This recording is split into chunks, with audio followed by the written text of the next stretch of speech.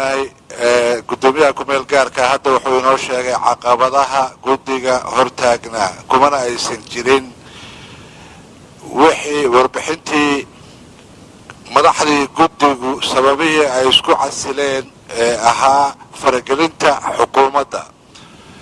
ma la xaliyay arrintaas oo ma dhammaatay mase weli waa arrin taagan gudoomiyaha iyo guddiga qayb ka mid ah waxa la leeyahay waxay ka yar yihiin tirada la sheegay maadaama go'aamo masiiriya iyo hawlo waaweyn aad gaaraysaan ma ku qurux badan tahay idinkoo shacabkiina fiirinaya kalsooni ahaanna inaad iska casishaan xubinta maadaama ay shuruudda qodobka aydan buuxin adiga gudoomiye cabdirasaaq waxa ka soo jeedaa degmada Dhaxar gudoomiye ku-xigeenka Cali wuxuu ka soo jeedaa degmada Taleex anigoo ah xildhibaan cabdirasaaq waxaan ka soo jeedaa degmada Buuhoodle waa degmooyinka marka horumarka ay timaado ay u yaqaanaan deeq bixiyaashu dispute anagu soo ma naqaano deegaan reer Puntland ma naqaana sida uu qabo xeerka guddiga doorashooyinka Puntland qodobka shanaad ee shuruudaha xubinimada ayaa loo mari doonaa insha Allah billaah kariim farqada saddexaad waxay sheegaysaa in aanay da'diisu ka yarayn 40 sano xubnaha noqonaya guddiga doorashooyinka CV-yada aanu hayno xubniina hadda fadhiyana qaar badan baa ka yar insha Allah billaah kariim 40 sano waa lagu xisaabtami doonaa insha Allah waa la sixi doonaa wixii qaldan kuwa soo socdana waxa lagu dhiqi doonaa xeerka guddiga doorashooyinka qodobkiisa shanaad ee shuruudaha xubinta guddiga doorashooyinka ee Puntland mudanayaal sidaad aragtaan maanta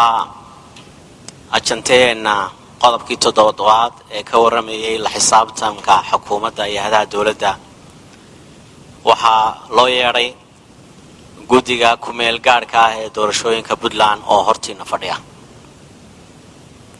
guddiga waxaa hogaaminaya gudoomiyaha kumeel gaarka ee guddiga Cabdirasaaq Axmed Saciid waxaa kaloo la socda xubnihii kale guddiga waxaan rabaa inaan ku soo dhaweeyo guddiga kumeel gaarka ah ee doorashooyinka Puntland kalfadhiga kontonaad fadhigiisa 19 oo maanta guddigu ay hor yimaadeen baarlamaanka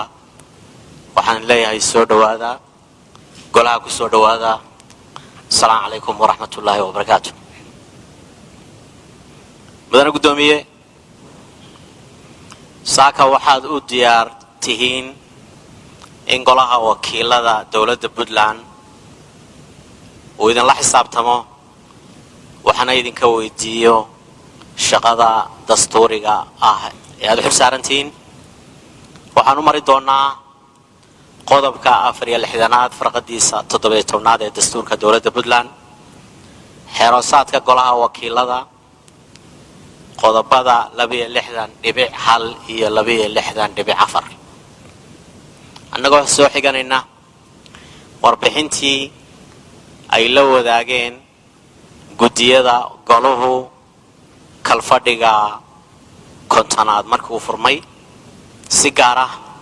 waxaan u soo xigayn doonaa warbixintii guddiga arrimaha gudaha federaalka iyo dimuqraadiyadda iyo guddiga shuruucda cadaaladda arrimaha diinta iyo dastuurku ay golaha la soo wadaageen oo soo gudbiyeen sidoo kale waxaan u mari doonaa la xisaabtanka maanta xeerka guddiga doorashooyinka Puntland iyo xeerka gobolada iyo degmooyinka law number 7 ilaa idankii la xisaabtanku wuxuu ku qotomi doonaa in si dhab ah la isla xisaabtamo isaga oo loo marayo si waafaqsan dastuurka iyo xeerarka kale ee dalku leeyahay iyo sidoo kale xeeroosaadka golaha wakiilada salaan kadib waxaan rabaa guddiga doorashooyinka iyagoo mahadsan inaan weydiiyo 2 su'aalood qodobka 112 farqadiisa koowaad ee dastuurka guddiga doorashooyinku waa hay'ad madax bannaan waxayna u hogaansanaanayaan sharciga oo keliya taas waa qodob dastuuri ah waxaynu ognahay guddoomiyaha ku-meel gaarka hadda wuxuu inoo sheegay caqabadaha guddiga hortaagnaa kumana aysan jirin wixii warbixintii madaxdii guddigu sababihii ay isku casileen ahaa faragelinta xukuumadda. ma la xaliyey arrintaas oo ma dhammaatay mase weli waa arrin taagan? su-aashayda labaad, dhaqaalaha miisaaniyadda ugu jira guddiga ma helaan si joogtaana ma u helaan? su-aasha saddexaad ee aan raba inaan guddiga weydiiyo waxaa weeye liiska xiran ee ay soo gudbiyeen ururadii tartamahayay ee kala horeeya loona kala dooranayo siday u kala horeeyaan, taasi dimuqraasiyadda xaggee uga jirtaa? waxaa dhici karaa qof liiska number 1 ka ah ee ururadu idiin soo gudbiyeen in uu ka cod yaraado qofka liiska ugu dambeeya. sidaa darteed si kastoo ugu cod badan yahay waxaa dhacaysa inuu soo baxo qofkii liiska number 1 ahaa. doorashada noocaasa magaceeda bal ii sheega iyo meesha laga isticmaalo. waa mahadsantiin. waxaynu ogsoonnahay goluhu wakiiladu inuu ansaxshay 16 bishii 11 2019 guddiga doorashooyinka ku-meel gaarka ee tibek. intaa kadib guddigu qorshe howleedkiisa ugu horreeyey oo Oktoobar 22 wuxuu yidhi waxaanu qabanaynaa golayaasha deegaanka dhammaan. waa su-aasheeda ugu horreysa. 2021 Oktoobar waxaanu qabanaynaa golayaasha deegaanka oo isku dhammaystiran. waxaa kaloo jiray guddigu oo hadda guddoomiye cabdirasaaq uu sheegay 26 May in uu daafurkii labaad ee doorashooyinka golayaasha deegaanka inuu dhammaystiri doono December. maadaama ay dhacday tii hore ay 21 Oktoobar ayaan dhicin, saddexdii degmo aan ognahay oo doorashooyinku ka dhaceen ay degmooyin ka mid ah ayaan wasaaradda arrimaha gudaha weli xataa ayaan qorshihii degmadaas ay ku jidhay oo ahayd golaha deegaanka in la fariisiyo oo la doorto ayaan dhicin. qorshe intee leeg uu hadda kalsooni ahaan ku qabi karaa shacabka reer Puntland? su-aasha labaad, miisaaniyadda. guddoomiyihii horeeto oo guddoomiye guuleed waxyaalihii caqabadaha uu sheegay waxaa ka mid ahaa miisaaniyaddii 2020 inay ugu jidhay lacag ka badan $1.6 milyan. wuxuu sheegay 2021 inuu helay miisaaniyad dhan $250,000. caqabadaasi ma taagan tahay mise miisaaniyaddii mise waad heshaan oo miisaaniyad idinku filan? tan saddexaad, guddiga doorashooyinku siduu ka dhawaajiyey guddoomiyaha golaha wakiiladu, xeerka guddiga doorashooyinku qodobkiisa 5 farqadiisa 3 waxay leedahay guddoomiyaha iyo guddigu waa inayan da'doodu ka yaraan 40 jir. sidaan ogsoonnahayna guddoomiyaha iyo guddiga qayb ka mid ah waxaa leeyahay waxay ka yar yihiin tiradaa la sheegay. maadaama go'aamo masiiriya iyo hawlo waaweyn aad gaaraysaan, shacabka kalsooni ma ku qurux badan tahay idinkoo shacabkiina fiirinaya kalsooni ahaanna inaad iska casishaan xubinta maadaama ay shuruudda qodobka aydina buuxin farqadiisa 3 qodobka 5? mudane guddoomiye, marka hore waa bogaadinayaa shaqada guddiga tibek markii ay isku dhammaydeen sanadkii hore la qabtay 3 degmo doorashooyinka laga qabtay. waa shaqo fiican. dadka reer Puntlandna dreamkooda sanado badan ay sugayeen baa qayb ka mid la hirgeliyey. sidaan la wada soconno qorshe hawleedkiina inay idinku jirto 47 degmo kale reer Puntland inaad ka qabataan doorashooyinkii 1 man 1 vote. su-aasheedu waxay tahay mudane guddoomiye, wax kastoo la qabanayo waxaa sal waa dhaqaale, waliba markay timaado arrimaha doorashooyinka waxay u baahan yihiin fan lagu qabto. fankaasna 2 meelood buu ka yimaadaa, ama xukuumaddu ka yimaadaa ama qolyaha doonarka ama deeq bixiyaasha. ilaahay baa deeqda bixiya. halkan hortayda waxaa yaala budgetka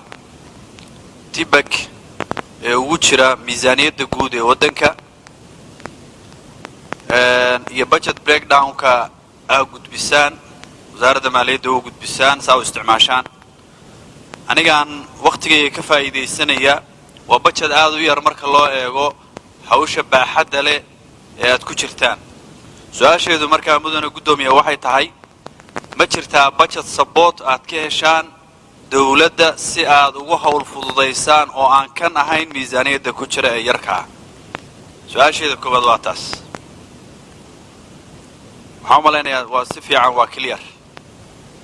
waxaan rabnaa inaad noo sheegtaan budget aan ahayn kan miisaaniyadda idinku jira ee office equipmentigiina ka baxsan amountigiisa inaad noo sheegtaan howlaha ku qabanaysaan su-aasheeda labaad mudane guddoomiye iyo xubnaha kale ee guddigaba saan ka wada warqabno waxa ugu badan ee laga sugayo inay maaragtay wax ka qabtaan oo howlaha doorashada wax ka qabtaan waa ururada qaramada midoobay iyo doonarka shirar badan baa la gasheen ama guddigii hore guddoomiyii hore hogaaminaya ha noqdo ama adiga guddoomiye cabdirasaaqa ha noqdo shirar badan baa gasheen kolle waxaad ka wada hadlayseen doorashooyinka iyo fan iyo saa wax ugu raadin lahaydeen su-aasheedu waxay tahay marka dadkaas gaale iyo muslimba kay doonaan ha noqdeen ee doonarka sheegtaa markay timaado arrimaha horumarinta waxaa jira gobollo ay u sameeyeen special status oo ay yidhaahdaan waa dispute adiga guddoomiye cabdirasaaqa waxaa ka soo jeedaa degmada dhahar guddoomiye ku-xigeenka cali wuxuu ka soo jeedaa degmada taleex anigoo ah xildhibaan cabdirasaaq waxaan ka soo jeedaa degmada buuhoodle waa degmooyinka marka horumarka ay timaado ay u yaqaanaan deeqbixiyaashu dispute annaguse uma naqaano deegaan reer puntland ma u naqaanaa waxaan rabaa bulshada reer puntland mudane guddoomiye ku-xigeen iyo xubnaha guddiga iyo annagoo ah mudanayaasha inaad la wadaagtaan negotiationka saxda ah ee nimankaasi aad kagala jirtaan degmooyinka reer puntland oo dhan ee 47 ah ma si saxa bay budget ugu hayaan mise qaabkii hore ee mashaariicda ay u odhan jireen deegaanadaas waa dispute bay haddana wada hadalladiinu marayaan mudane guddoomiye iyo tiimkaaga maadaama shaqo ballaaran ay idin taallo oo ah hirgelinta doorashada qof iyo cod horta arrinta dastuurka hadda warbixinta aad ku dhiibtay kor u qaadista dastuurka si aan ognahay dastuurka puntland waxaa doortay ergo laga soo xiray gobollada oo caasimadda la keenay maadaama in dastuurka maaragtay la tayaysiiyo shacabka dhanna ay wada codayaan oo waxay maaragtay ku wada qanacsan yihiin uu noqdo arrintaas wax dib eegis ma ku samayseen oo shaqadaas maaragtay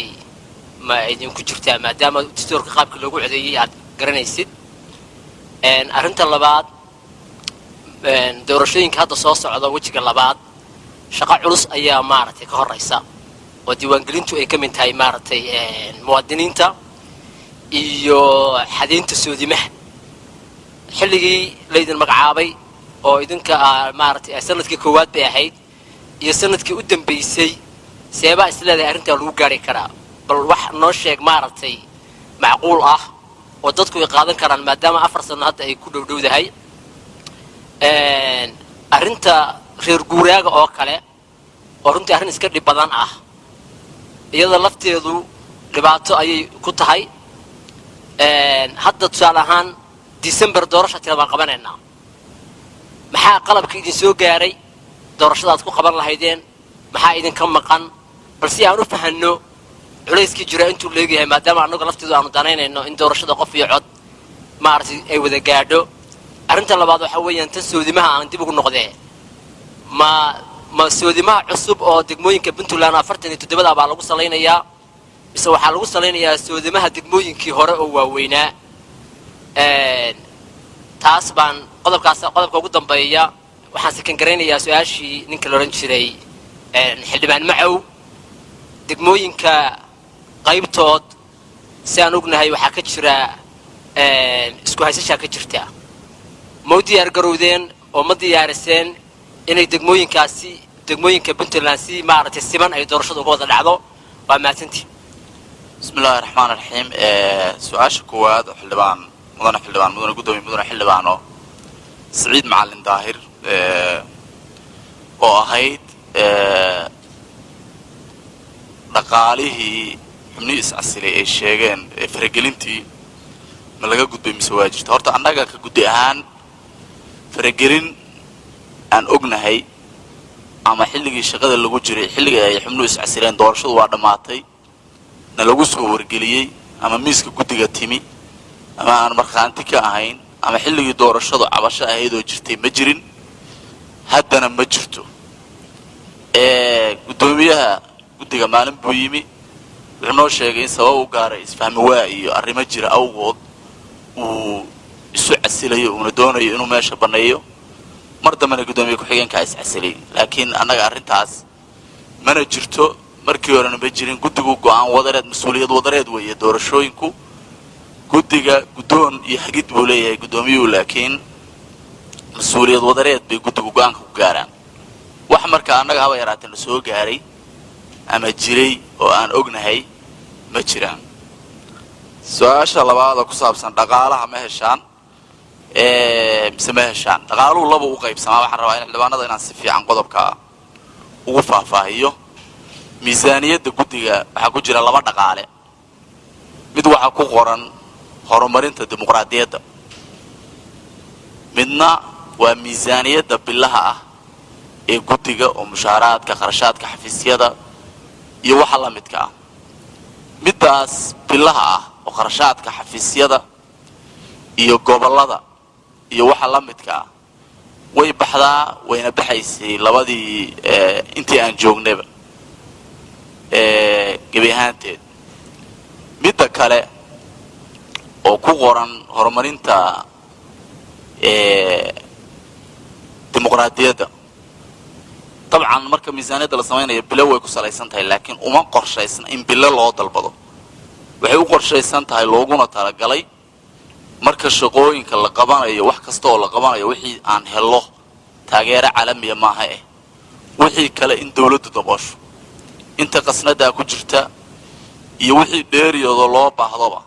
in dawladdu daboosho sida ay u dhisayn garaysan tahay waa sidaas doorashooyinkii marka 3 degmo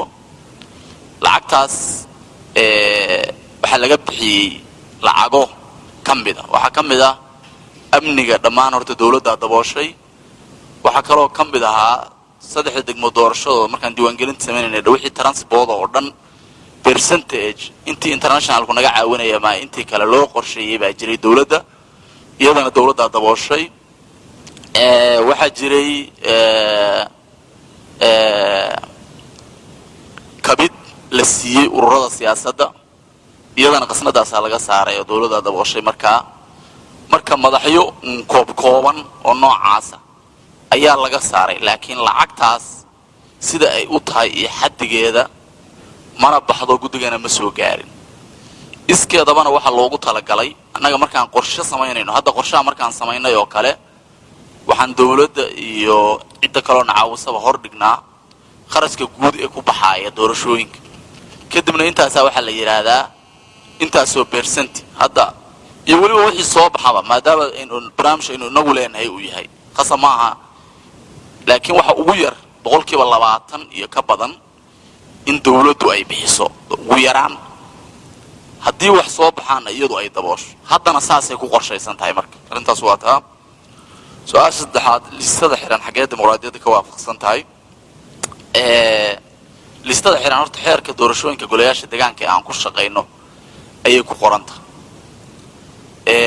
annagana sideedaba waxaan u hoggaansannahay kuna shaqaynaa xeerarka qawaaniinta iyo dastuurka waxa uu nafarayo sababaha loo sameeyey iyo meeshay waafaqsan tahayna caalamiyan way jirtaa liis xiran iyo liis furan bay doorashooyinku kala leeyihiin inta badanna waxaa loo isticmaalaa meelaha ku cusub doorashooyinka waxyaaba faa'iida iyo waxyaaba faa'iido darraana way leedahay listada xiran waxyaaba faa'iidada ay leedahay waxaa ka mid ah in ay tahay nooca ugu fudud dadkeenna hadda doorashadii iyadoo liista xirana baa 12% codadkii la dhiibtay xumaadeen hadday liista furan oo dhowr boqol oo musharax ama dhowr iyo boqol iyo dheeraad musharax ay ku jiraan oo mid walba beejkiisa loogu tagaayo ay tahay waxaa halkaas si cad u muuqata in ay codadku intaa ka sii badan xumaan karaan oo fahamka dadka hooseeya awgii doorashaduna tii koowaad tahay meelaha ay nala midkaana saasay ku bilaabeen markii ay samaynayeen doorashooyinkan oo kale listada xiran bay ku bilaabeen tan labaad xeerka markii lagu salaynaya aan u malaynayo in loo adeegsadayna waxaa ka mid ah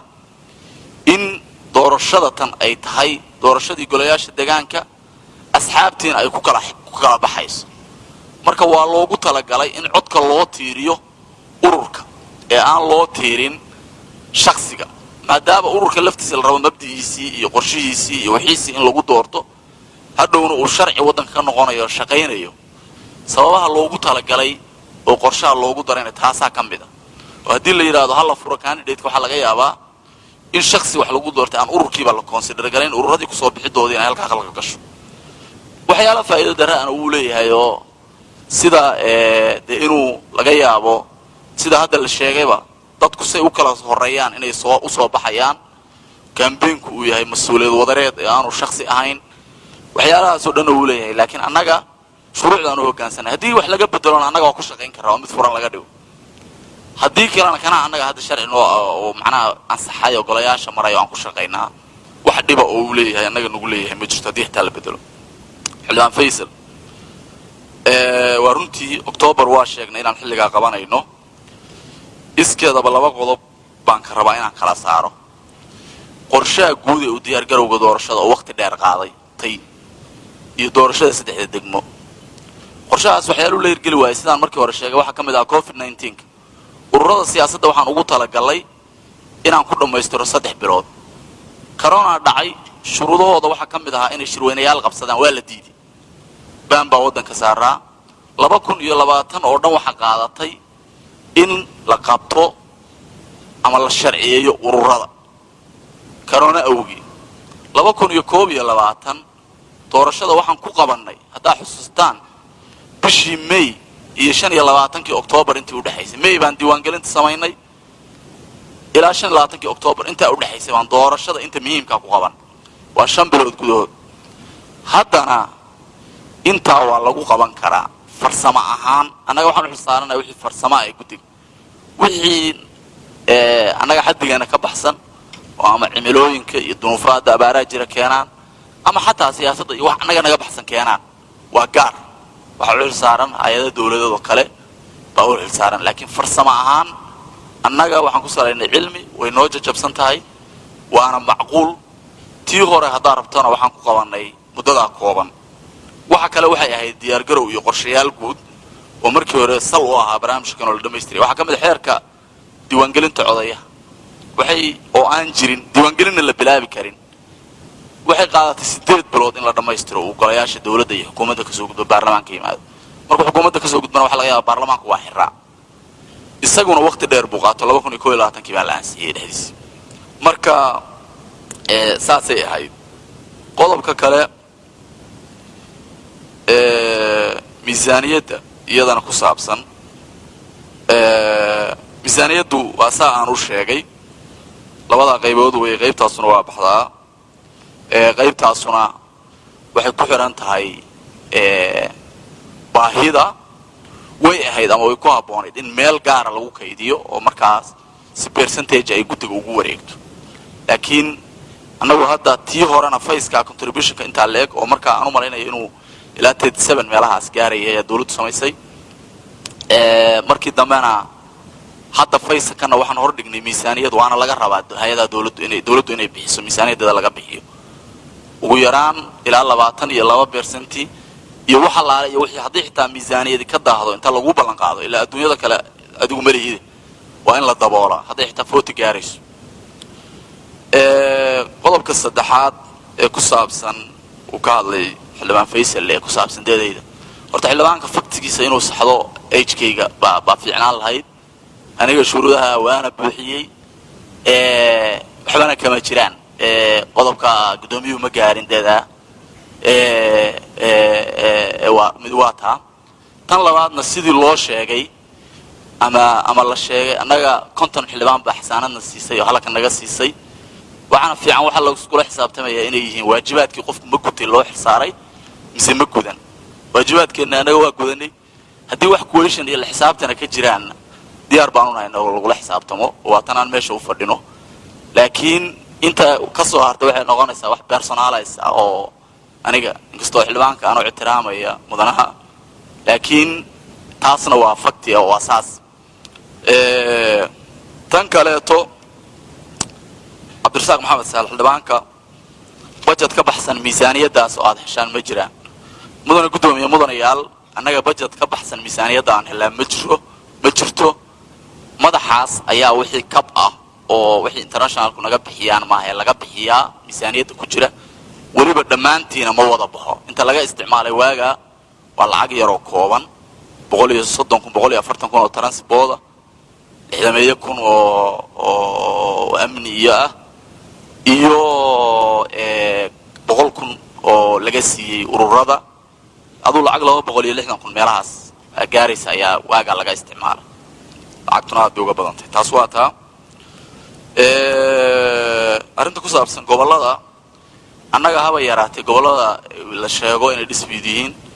annaga haba yaraatay kuwa horumarinta waa ka duwana doorashada waxa laga qabanayaa Puntland oo dhan qorshe comprehensive oo ah in Puntland oo dhan doorasho laga qabanayo degmooyinkeeda ayaan kula shaqeynaa degmooyinka oo dhan waa siman yihiin sifaad iyo sumadana nooma kala leh dhammaan degmooyinkana miisaaniyadda caalamiga iyo tan gudaha baa laga qabanayaa mana ogolin in lagu sameeyo discrimination gobollo iyo degmooyin kamida cid nagala hadashay oo hadda su'aal ka keentana maanu arag oo international kamida marka taas saasaan rabaa inaan waadeeyo xildhibaan cabdiraxmaan jaamac kuluc afti qaadida dastuurka maalintii aan ka hadlay aftidaa kooban waa run afti kooban bay ahayd waxa maamulayay guddiga ku meel gaarka ah ee doorashooyinka ugu horeeyay Puntland iyaga dadka diiwaan galiyay aftida sameynayay iyaga dadka xereynayay iyaga maamulayay macna aftiduna hadba sidii la isku raacay noqonaysa marka taas waxaan u soo qaatay intaas ay ahayd wax kale ma ahayn soodimaha wasaaradda arrimaha gudaha oo xilsaaran maalin dhowsi hordhac bay u soo bandhigeen waxa lagu salaynayana waa inay ka timaadaa golayaasha dawladda ee kale annaga maaha annaga wixii lagu salaynayaan u fulinaa laakiin degmooyinka doorashadu ka dhacayso iyo soodimuhu waa kala labo degmooyinka doorashada ka dhacaysa laftigeeda in la jaankooyo ayaa loo baahan yahay doodana waa laga yeeshay fiican oo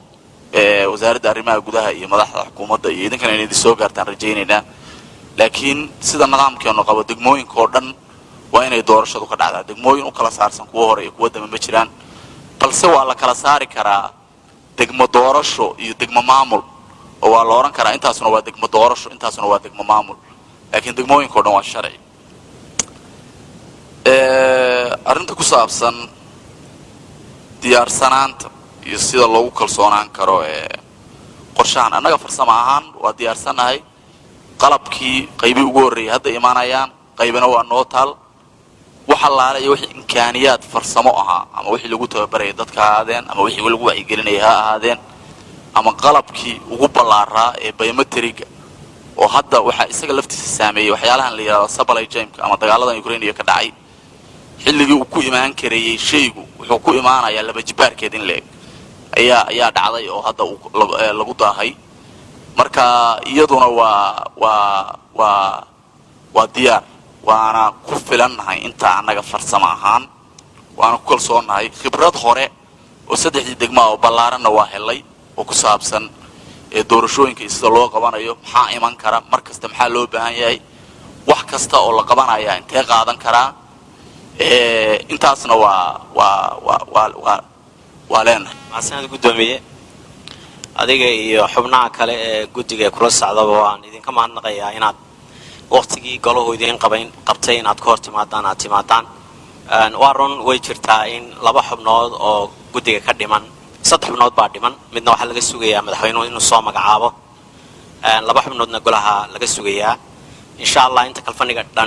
aanu dhammaan way imaan doonaan haddii ilaahay ka dhigo sida uu qabo xeerka guddiga doorashooyinka Puntland qodobka 5aad ee shuruudaha xubannimada ayaa loo mari doonaa insha allah bismillaahi kariim farqada 3aad waxay sheegaysaa in in aanay da'diisu ka yarayn 40 sano xubnaha noqonaya guddiga doorashooyinka. CV-yada aanu hayno xubnihiina hadda fadhiyana qaar badan baa ka yar insha Allah billahi kariim 40 sano waa lagu xisaabtami doonaa insha Allah, waa la sixi doonaa wixii khaldan. kuwa soo socdana waxa lagu dhiqi doonaa xeerka guddiga doorashooyinka qodobkiisa 5 ee shuruudaha xubinta guddiga doorashooyinka ee Puntland. insha Allah billahi kariim waa saxmi doontaan waxyaabaha soo dhan inagoo dastuurka iyo xeerarka uu dalku leeyahay ku sixi doono. talabaad maxkamadda dastuuriga waa sax, waa maqan tahay, laakiin waxa ka horeysa maxkamaddii sare ee dowladda Puntland in la soo dhiso. marka maxkamadda sare la dhiso ayaa baarlamaankuna ku soo dari doonaan labada xubnood ee maxkamadda dastuuriga insha Allah billahi kariim. shaqadu siday u kala horeyso ayaa loo qaban doonaa, shaqooyinku waa kala horeeyaan. waxaynu sixi doonaa marka hore guddiga doorashada hadda jira iyo khaladaadka ka jira iyaga dhexdiisa, kadib baanu la buuxin doonaa guddiga insha Allah billahi kariim. waa mahadsantiin. mudanayaal, waad maqlayseen warbixintii koobnayd ee uu inala wadaagay guddoomiyaha ku-meel gaadhka ah ee guddiga doorashooyinka. sidaad ogtihiin guddoomiyihii iyo guddoomiye ku-xigeenkii hore ee guddiga doorashooyinka way iscasileen insha Allah billahi kariim. waxa markaa ay doorteen guddigu dhexdooda ka doorteen guddoomiye iyo guddoomiye ku-xigeen ku-meel gaadha. guddiga laftigiisu ma dhisna, marka kolley 3 xubnoodna way ka dhiman tahay. xubnaha hadda fadhiyana waa jooga guddiga ka midna waa la sixi doonaa wixii ka khaldan insha Allah billahi kariim. markaasaa laga rabayaa guddigu inay shaqo dii dhabtahay ay guda galaan haddii la ka dhigo.